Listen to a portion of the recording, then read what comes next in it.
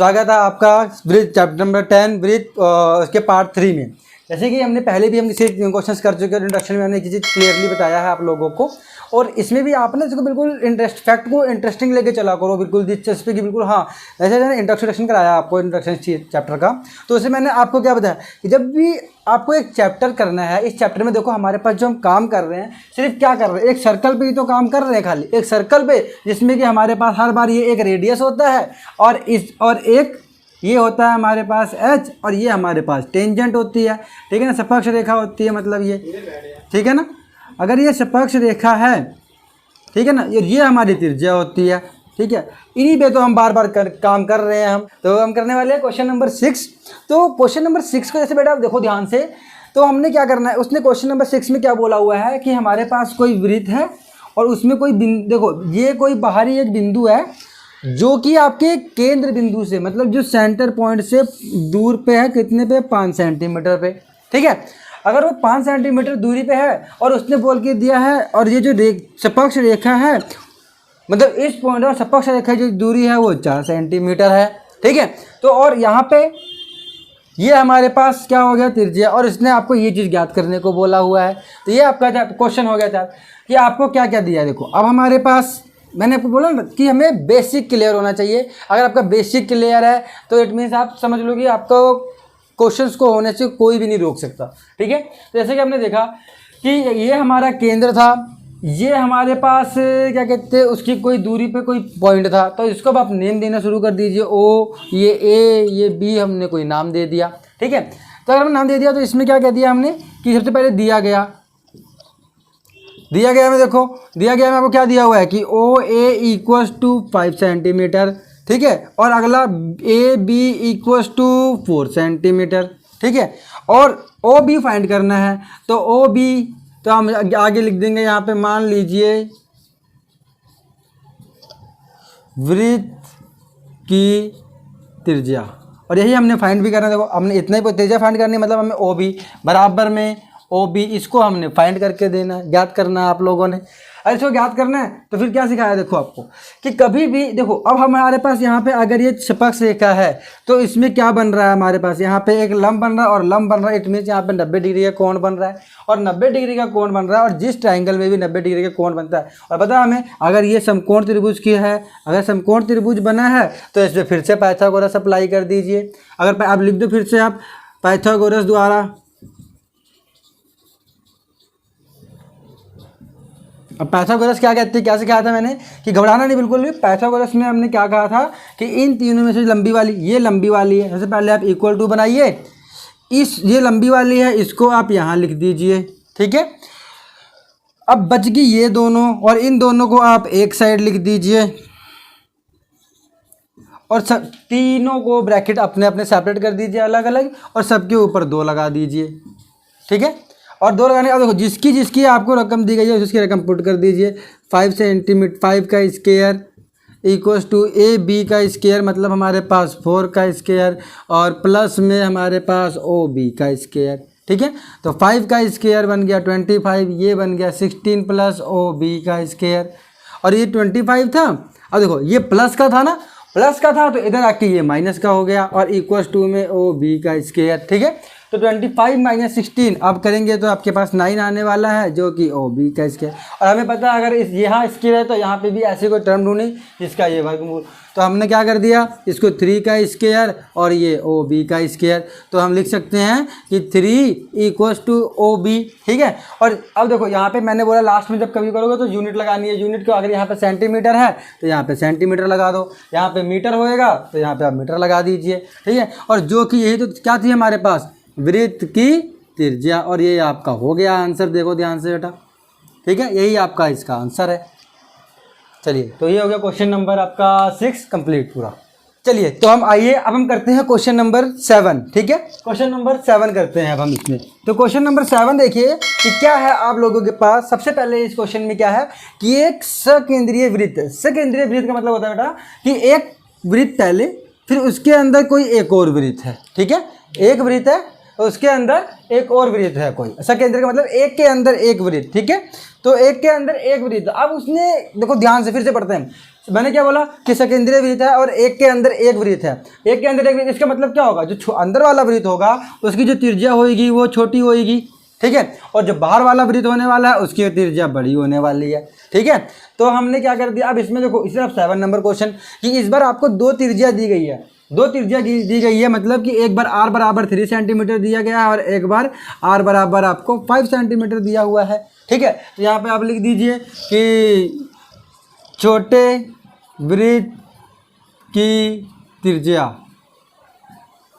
छोटा r, ठीक है, बराबर 3 और यहाँ पे लिख दीजिए आप बड़े वृत्त की त्रिज्या बड़ा r, ठीक है ना, r बड़ा वाला पार्ट, ठीक है बेटा। अब आपने देखा कि देखो जब हम अगर अलग अलग मैनेज करते, अगर मैं एक ही केंद्र बिंदु से एक मैंने छोटा सर्कल बनाया जिसकी त्रिज्या 3 सेंटीमीटर थी मान लिया मैंने, ठीक है, फिर मैंने इसी केंद्र बिंदु से क्या करा, एक प्रकार से अपना 5 सेंटीमीटर का खोला और एक वृत्त बनाया जो कि हमारे पास 5 सेंटीमीटर, मतलब यहाँ पे मान लो 5 सेंटीमीटर।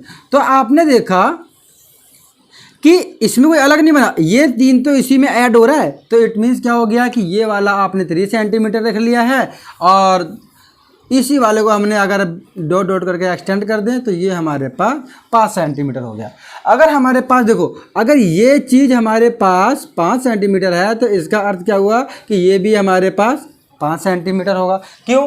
क्योंकि हमने जब इंट्रोडक्शन वाले पार्ट में क्या सिखाया था कि अगर ये वृत्त है तो इसकी त्रिज्या हर दूरी से सेम होएगी, केंद्र बिंदु से जहाँ पे भी आप टच कर लो देखो ये सारी त्रिज्या सेम।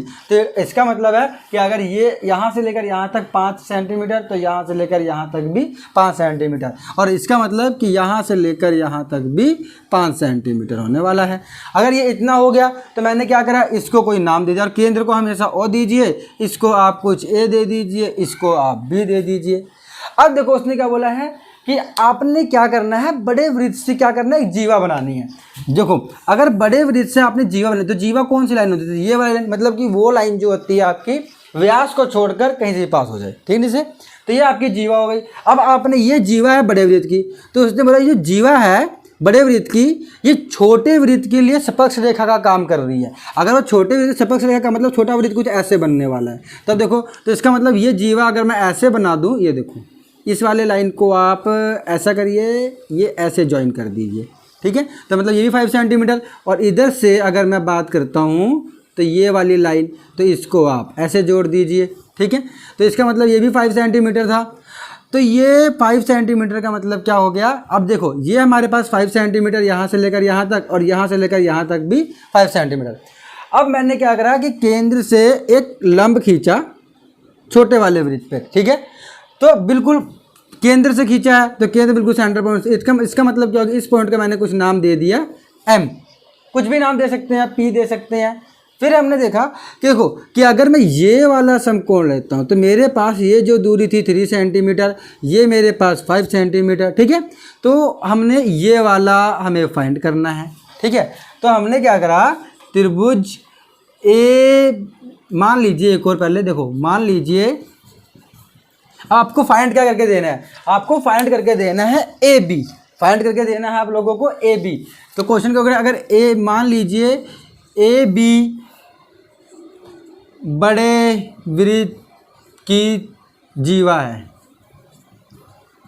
तो हमने क्या लिख दिया, इसलिए ए बी क्या हो गया, देखो अगर ए बी को अगर हमने ज्ञात करना है, अगर ये मध्य बिंदु यहाँ से हो गया तो हम लिख सकते हैं ए बी को A M plus B M.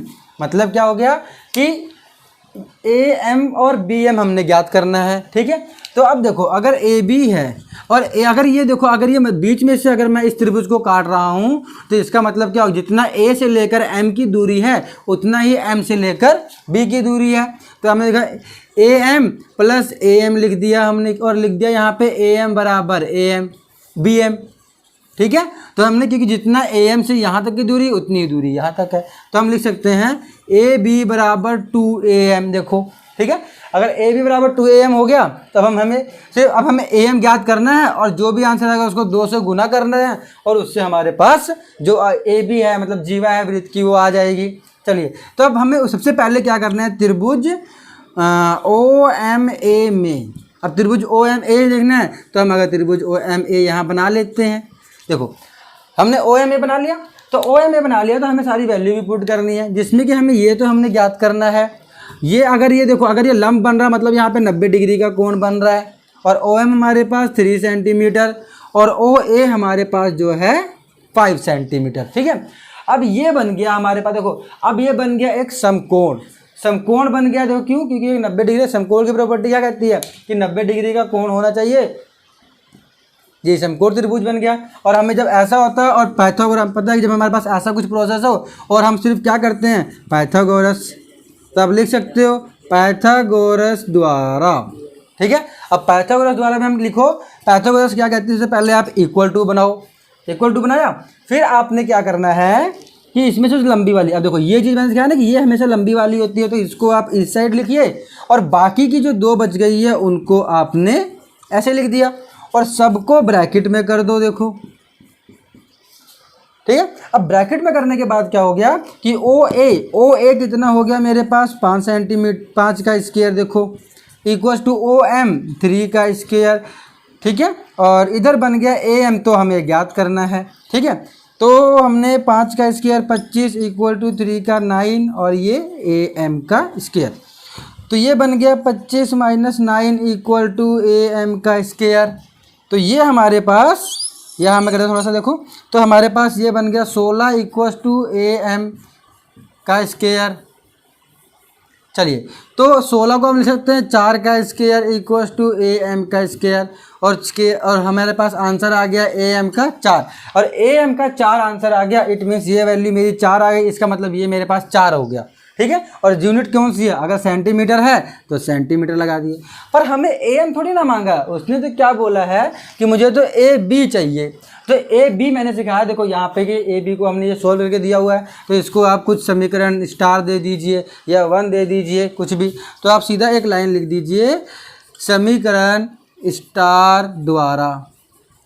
अब समीकरण स्टार द्वारा क्या कह सकते हैं हम, तो समीकरण स्टार में क्या लिखा गया है, ए बी बराबर 2 ए एम, इसका मतलब 2 इंटू ए बी बराबर 2 इंटू 4 सेंटीमीटर, और 2 4 = 8 सेंटीमीटर। मतलब कि जो आपकी वृत्त है, वृत्त की जो जीवा है, इसकी जो लंबाई होएगी वो 8 सेंटीमीटर होएगी। ठीक है, तो ये आपका आंसर आ गया है क्वेश्चन नंबर 7 का।